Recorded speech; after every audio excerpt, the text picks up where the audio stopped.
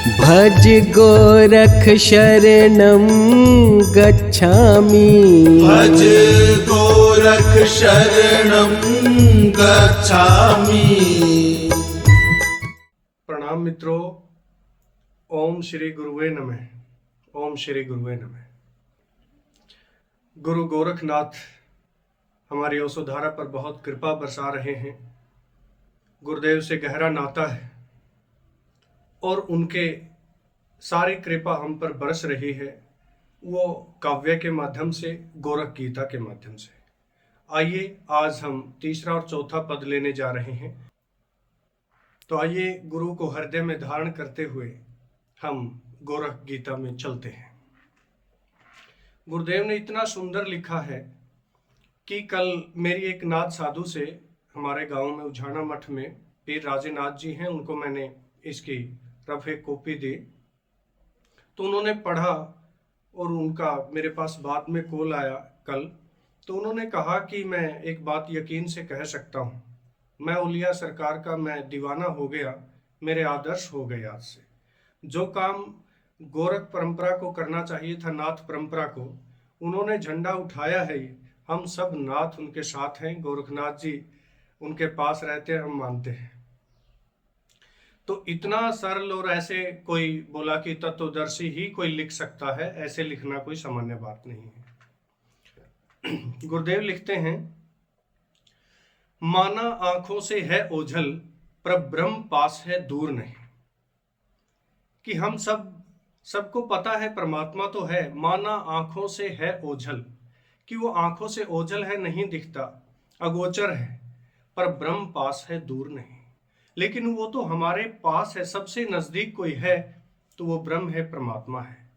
परम गुरु ओशो कहते हैं कि परमात्मा आपसे इतना ही दूर है कि आप सोए हैं और आप करवट बदलनी है, वो आपके पास ही सोया है, बस आपने मुंह फेरना है उनकी तरफ, इतना ही दूर है। परम गुरु ओशो कहते हैं कि केवल करवट लेनी है आपने और परमात्मा पास है। इसके लिए नित्यानंद दयाल जी हैं, गुमानी दास के शिष्य हैं, वो कहते हैं, दूर कहूं तो पास है, पास कहूं तो दूर, दूर कहूं तो पास है, पास कहूं तो दूर, नित्यानंद सभी में साईं है भरपूर। कि सभी में, नित्यानंद जी कहते हैं, उसको अगर मैं दूर कहूं तो वो पास लगते हैं। कि ये भी जानता हूं कि मेरे भीतर हैं, मेरे सबसे अगर कोई नजदीक है तो ब्रह्म है, परमात्मा है। लेकिन जब मैं उसको खोजने चलता हूं तो वो बहुत दूर निकल जाते हैं, उनको इतना पाना भी आसान नहीं है। क्योंकि बिना गुरु के जानना, उनको जानना, इतना पास जानना है तो गुरु के पास जाना होगा। अगर हमें उसको इतने करीब से दर्शन करने हैं, देखना है, तो गुरु की शरण में हमें जाना होगा। गुरु की शरण में आते ही वो पास है, क्योंकि गुरु विधि बताते हैं, और गुरु से दूर जाते ही वो दूर है। तो दूसरा, इकबाल जी लिखते हैं, बड़ी प्यारी बात लिखते हैं इकबाल जी, दूर कहूं तो पास है। जैसे इन्होंने लिखा, वो भी ऐसी बात लिखते हैं कि खुदा एक खल्क है, खुदा एक खल्क है, हर सह में है, हर सह से जुदा। खुदा एक खल्क है, हर सह में है, हर सह से जुदा, वो जो नजर नहीं आता मगर हर जगह है खुदा, हर जगह है खुदा। तो कहते हैं खुदा एक खल्क है। ये सारी जो रचना आप देख रहे हैं ये खुदा की है, ये सारा संसार सब खुदा का है, हर सह में है। वो हर किसी के भीतर, हर जीव में, हर प्राणी में, हर मनुष्य में, हर कण कण में, हर पदार्थ में वही है, हर सह में है और हर सह से जुदा। लेकिन जुदा भी है क्यों? जब तक वो बेहोशी में है, नहीं जानता, तो उससे जुदा है। और जिसने, वो जो नजर नहीं आता, लेकिन बेहोशी में नजर नहीं आता, जैसे ही गुरु के पास जाते हैं होश आता है, तो वो कहते हैं मगर हर जगह है खुदा। जैसे ही गुरु के पास जाते हैं, गुरु आंखें देते हैं, फिर वही कहता है कि वो तो कण कण में समाया हुआ है। इत्किंचित सर्वम इदम सर्वम, हमारे ऋषि कहते हैं कि कण कण में वो समाया हुआ है। फिर क्यों? ये आंख गुरु देता है। दूसरा, सृष्टि लाइन में कहते हैं, तीसरी लाइन में गुरुदेव, सृष्टा सारी सृष्टि का, सारे नभ में भरपूर वही। किस सृष्टि का रचनाकार कौन है? ये जो प्रकृति हम देख रहे हैं, ये जो रचना देख रहे हैं प्रभु की, उसका सृष्टा भी कोई है। और उस सृष्टा को कैसे जाने? उस सृष्टा को जानने के लिए हम उसकी सृष्टि को तो मानते हैं कि ये सब कुछ हमारे चारों ओर जो देखते हैं कि ये कितने सुंदर पहाड़ हैं, ये मनुष्य की रचना, ये जीवों की रचना, लेकिन उसको रचने वाले को हम नहीं जानते। गुरुदेव कहते हैं सृष्टा सारी सृष्टि का सारे नभ में भरपूर वही, कि सारे आकाश में इस सबको रचने वाला इसी आकाश में भरपूर है, इसी आकाश में भरपूर है। राजेश्वराचार्य जी कहते हैं मिट्टी काली पीली हरेवन, आसमान का रंग नीला, सूर्य सुनहरा चंद्रमा शीतल, ये सब उसी की है लीला। सबको रचने वाला स्वयं छुप गया, सृजनहार सृष्टि का है, जिसको हम परमात्मा कहते, ये सब खेल उसी का है। ये सारा खेल उसी का है, प्रभु का है, लेकिन वो रचने वाला स्वयं छुप गया है, स्वयं छुप गया है हमारे भीतर। और उसको खोजने के लिए गुरु आंख देता है, और फिर जब हम गुरु के पास आते तो खुली आंखों से भी इस आकाश में भरपूर देख सकते हैं। और ओशोधारा के साधक तो 14 तल का कार्यक्रम करने के बाद वो तो सीधी बातचीत करते हैं। ये केवल ओशोधारा में ही संभव है कि खुली आंखों से भी आप देख रहे हैं। आगे रूमी लिखते हैं हर शय में है वो हर शय से जुदा, उसकी रचना में है उसकी खुदाई की सदा, उसकी खुदाई की सदा, कि उसकी रचना में ही उसकी पहचान दिखती है। अगर हम गौर से देखेंगे तो उसकी रचना में ही वो छिपा हुआ है। इसलिए तो गुरुदेव कहते हैं आकाश ही परमात्मा है, आकाश ही परमात्मा है, कि हम जब ठहर कर देखते हैं तो हर चीज में उसकी रचना दिखाई देती है। क्या ये मानव शरीर हम जो देख रहे हैं ये कोई इतना आसान है बनाना? इसमें जो ब्लड चल रहा है, भीतर की सारी मशीनरी, इसके अंदर कैसे सूक्ष्म शरीर, कैसे प्राण, सारी व्यवस्था, क्या इतनी आसान बात है? कोई बना सकता है?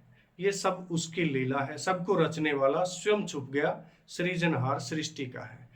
आगे गुरुदेव लिखते हैं है गे वही है यही ज्ञान है यही योग है यही ध्यान, कि गे भी वही है और ज्ञान भी वही है, यानी गे भी वही है और ज्ञाता भी वही है। जैसे कोई भी, हम योग की शुरुआत कहाँ से होती है? योग की शुरुआत होती है, हम आंख बंद करते हैं, आंख बंद करते ही हम अंधेरा देखते हैं, जिसको निराकार कहते हैं। अब यहाँ हमें आंख बंद करते ही सबको हम कहेंगे अंधेरा दिख रहा है। दिखने का संबंध तो हमारा हुआ आंखों से, लेकिन आंखें तो बंद हैं, फिर भी हम कह रहे हैं अंधेरा दिख रहा है, यानी कि इस अंधेरे को कोई देखने वाला भी है। तो ये देखने वाला कौन है और दिख क्या रहा है, इन दोनों को जानना ही योग है। जब हम जान लेंगे कि गे क्या है और इसको जानने वाला ज्ञाता कौन है, गे और ज्ञाता जब एक हो जाते हैं, चैतन्य हो जाते हैं, हम देखते हैं कि योग घटित हो जाता है।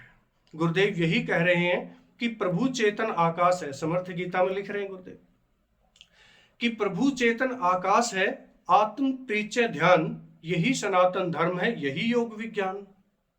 यही योग विज्ञान है असली, कि ज्ञाता और गे दोनों को जानने वाला, दोनों एक है। और जब हम उसको जान लेते हैं तो ज्ञान घटित हो जाता है, मैं चैतन्य हूं, मैं चैतन्य हूं। आगे गुरुदेव कहते हैं अथ योगम शरणम गच्छामि भज गोरख शरणम गच्छामि। तो आइए योग की शरण में चलते हैं। योग की शरण में चलते हैं कैसे? जैसे गुरुदेव रास्ता बताते हैं, ध्यान के माध्यम से हम योग में जाते हैं। आगे गुरुदेव लिखते हैं समर्थ गीता में बहुत प्यारी बात इसी को लेकर, योगम शरणम गच्छामि को लेकर, कि परमात्मा सब में मौजूद है, उसको हम कहाँ कहाँ कैसे कैसे फील कर सकते हैं।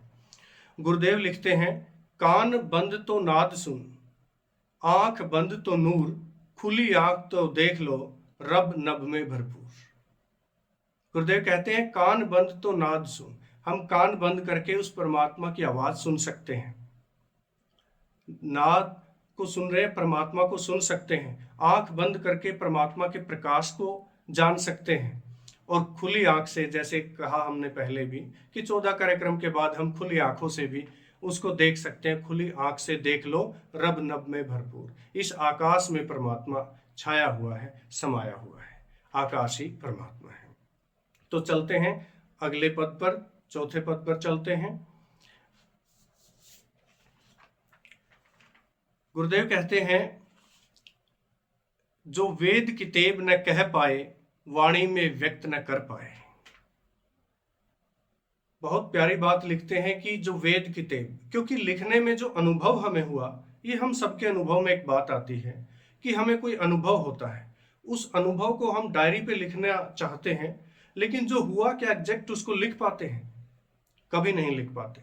लिखते लिखते उसमें कुछ बदलाव आ जाता है कि वो जो वेद किताब न कह पाए, वाणी में व्यक्त न कर पाए, कि लिखने का प्रयास तो हुआ है, लेकिन जो अनुभव हुआ उसको ज्यों का त्यों नहीं लिखा जा सकता, उसमें कुछ चेंज आ जाता है।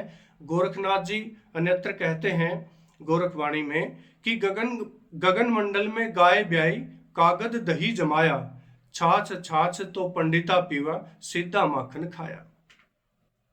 वो कह रहे हैं कि गगन मंडल में गाय ब्याई, यानी कि गगन मंडल में वो कह रहे हैं अंतराकाश के भीतर, जब हमारी कुंडलनी अंतराकाश में चली गई तो वहां पर हमें दर्शन हुए, तो हमें बड़ी खुशी हुई, यानी कि गाय का दूध मिला, गाय का दूध पीने को मिला। वो जो हमारी ऊर्जा थी नीचे के चक्रों पर, वो गगन मंडल में चली गई, अंतराकाश में हम देख रहे हैं, फील कर रहे हैं। तो वहां हमने गाय का दूध पिया, और जैसे वो अनुभव हुआ, हम उसको कागज पर लिखने बैठे, तो जब तक लिखा उसकी दही बन गई, जब तक दूध का जो हमने अनुभव किया उसकी दही बन गई, और फिर वो पंडितों के, विद्वानों के हाथों में लगी, तो वो जैसे उन्होंने फिर उसमें से क्या निकाला, उनके हाथ तो, क्योंकि अनुभव तो नहीं था, पंडितों के हाथ में केवल छाछ लगी, केवल छाछ लगी, सीधा माखन खाया। लेकिन जो सिद्ध पुरुष हैं उन्होंने वापस उसमें से समझ लिया कि इसको लिखा तो इतना ही जा सकता है, अनुभव में तो ये बात है, अनुभव में ये बात है, इसलिए वो उसमें से वापस मक्खन निकाल लेते हैं, मक्खन निकाल लेते हैं। इसलिए गुरुदेव ने गोरख वाणी में से मक्खन निकालकर हमें खिला रहे हैं। उसमें से मक्खन गुरुदेव ने जो निकाला है, यही नाथ जी कह रहे थे, पीर राजेनाथ जी, कि उन्होंने तो इतना सरल इसको ऐसे समझा है, बोले कि मैं ईमानदारी से कहता हूं हमने नहीं समझा। जो ओलिया सरकार ने समझा है गोरखनाथ जी को, वो हमने नहीं समझा। क्यों? क्योंकि गुरुदेव का तो अनुभव है, गुरुदेव समझते हैं जो लिखा हुआ है कि ये तो वहां की बात है, उस ऊंचाई की बात है, और उसको काव्य के रूप में हमारे सामने प्रस्तुत कर रहे हैं। आगे बशीर बद्र लिखते हैं, कहने को बहुत कुछ है पर कह नहीं पाते, दिल की बात जुबां पर ला नहीं पाते। बशीर बद्र जी लिखते हैं, कहने को बहुत कुछ है पर कह नहीं पाते, दिल की बात जुबां पर ला नहीं पाते। कैसे कहेंगे? कहना तो चाहते हैं, लेकिन वो कहते हैं जैसे कहते कहते बात बदल जाती है, बात बदल जाती है। इसलिए जिसने भी टीकाएं लिखी आगे से आगे, वेदों पर, उपनिषदों पर इतनी सारी टीकाएं लिखी हैं, भाष्य किया है, तो उन्होंने अपने अनुभव, जहां तक की प्रज्ञा थी वहां तक का उन्होंने लिखा, और आगे वो चीजें बदलती जाती है। लेकिन जब कोई अनुभव करता है तो वो बात पकड़ लेता है कि ये बात किस हाइट की हो रही है, किस तल से ये बात बोली जा रही है। अहमद फैज लिखते हैं इसी बात को कि दिल से तो हर बात कही जाती है, दिल से तो हर बात कही जाती है, पर जुबां से वो बात नहीं आती है, जुबां से वो बात नहीं आती है, जुबां से वो कहीं नहीं जा सकती। दिल का अर्थ यहाँ अनुभव से है, दिल का अर्थ अनुभव से है कि अनुभव में तो उसको कर सकते हैं, लेकिन जब कहने जाएं तो वो कहने में बात छूट छूट जाती है। आगे गुरुदेव लिखते हैं, रब ने भीतर चादर तानी, जाने कोई सदगुरु ज्ञानी। रब ने तो भीतर, पूरे हमारे भीतर चादर तानी हुई है अंतराकाश की, गगन मंडल की, पूरे छाए हुए हैं भीतर, और जाने कोई सदगुरु ज्ञानी, कोई सदगुरु ही इसको जानता है कि कैसे प्रभु ने भीतर चादर तानी हुई है। इसके लिए कबीरदास जी लिखते हैं, रब ने भीतर चादर तानी, सोवत जागत रह समानी। कि रब ने तो भीतर ऐसी चादर तानी है कि सोते जागते वो तो बराबर तनी रहती है। परमात्मा हमारे भीतर सोते जागते हम अनुभव कर सकते हैं, हम जान सकते हैं, वो तो हमारे भीतर ही है। सोते जागते, ऐसा नहीं कि हम जब सोते हैं परमात्मा बाहर चला जाता है, परमात्मा सोते जागते रहते, सब कुछ हमारे भीतर ही उन्होंने चादर तान कर हमारे भीतर है।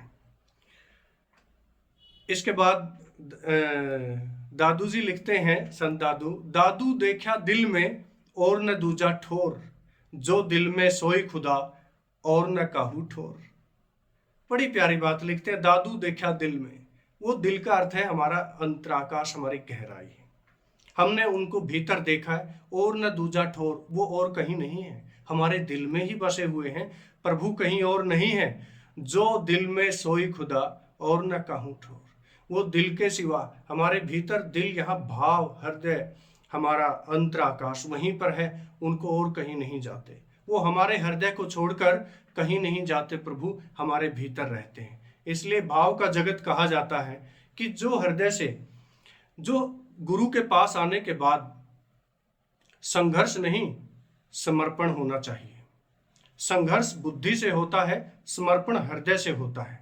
जैसे ही गुरु के पास आते हैं तो हमें संघर्ष बुद्धि छोड़ देनी चाहिए, हमें समर्पण भाव में आ जाना चाहिए। फिर हमारे भीतर भी वही घटनाएं, वही अनुभव होने शुरू हो जाते हैं, क्योंकि हम गुरु के छंद पर आ जाते हैं। जैसे ही कोई शिष्य समर्पण भाव रखता है, गुरु के छंद पर आ जाता है, और जो गुरु हमें देना चाहते हैं वो आसानी से हमारे भीतर आ जाता है। तो ये हर शिष्य को अपना बुद्धि का, ये गुरु के पास आने के बाद पाठ को छोड़ देना चाहिए, अपने आप को मिटा देना चाहिए। समर्पण भाव, जैसे पांडवों ने कृष्ण के प्रति समर्पण भाव दिखाया तो उनका शंख, विजय का शंख भगवान कृष्ण ने ही बजाया। तो हम भी गुरु पर जब छोड़ देते हैं तो हमारे जीवन का जो शंख है, जो युद्ध चल रहा है, वो गुरु ही जीतेंगे, गुरु ही जिताने वाले हैं। आगे गुरुदेव लिखते हैं, अत सद्गुरु शरणम गच्छामि, भज गोरख शरणम गच्छामि। क्योंकि गुरु की शरण में आइए। कबीरदास जी कहते हैं, सद्गुरु की महिमा अनंत, अनंत किया उपकार, लोचन अनंत उघारिया, अनंत दिखावनहार। कबीरदास जी सही कह रहे हैं कि सद्गुरु की महिमा अनंत। गुरु की महिमा को हम नहीं जानते। जिस दिन जान जाते हैं उस दिन हम, कोई किंतु परंतु हमारे जीवन में नहीं बसता। और गुरुदेव के माध्यम से ही आप सोचिए, ध्यान योग में आते ही हम ओंकार को जान जाते हैं, सुरती में आते ही हम निरंकार को जान जाते हैं, नृत्य में आते ही हम नूर को जान जाते हैं, अमृत में आते ही हम कैसे अमृत तत्व को जान जाते हैं, हम शाश्वतता को जान जाते हैं। तो गुरु कितनी गहरी यात्रा पर हमें लेकर जाता है। तो गुरु की शरण में जो आ गया वो गोविंद की शरण में आ गया। गुरु और गोविंद एक ही है। तो गुरु की शरण में आते ही गोविंद खुश हो जाता है कि जो गोविंद कहता है कि जो मेरी काया को प्रणाम कर सकता है, जो मेरी काया पर समर्पण हो सकता है, गोविंद की काया गुरु है। जो गुरु, जो गोविंद की काया को के प्रति समर्पित हो सकता है, तो उनके भीतर जो निराकार उनका स्वरूप है, उसमें वो कैसे आनंद ले सकता है। वही आनंद ले सकता है जो गोविंद की काया को के प्रति समर्पित हो जाए, यानी कि गुरु के प्रति समर्पित हो जाए, तो वो फिर उसका मजा ले सकता है।